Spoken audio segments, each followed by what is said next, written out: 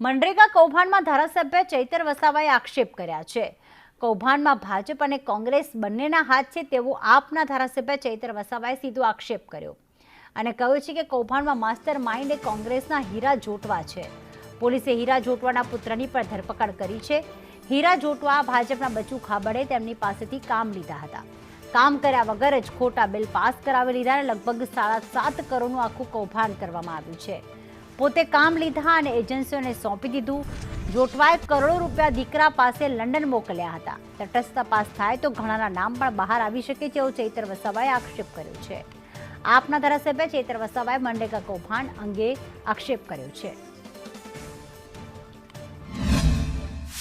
આ મનરેગા કૌભાંડમાં ભાજપ અને કોંગ્રેસના નેતાઓએ ભાઈ બનીને ભાગબટાઈ કરી છે।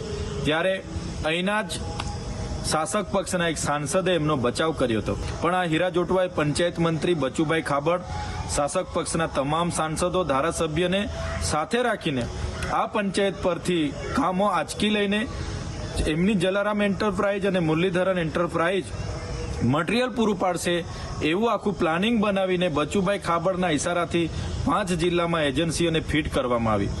અભય જોટવા જ્યારે લંડનમાં ભણીએ છે એમ કરીને ત્યાં રહેતા હતા, તમામ નાણાં અહીંથી વિદેશમાં એમણે હવાલાના પેટે મોકલાવેલા છે।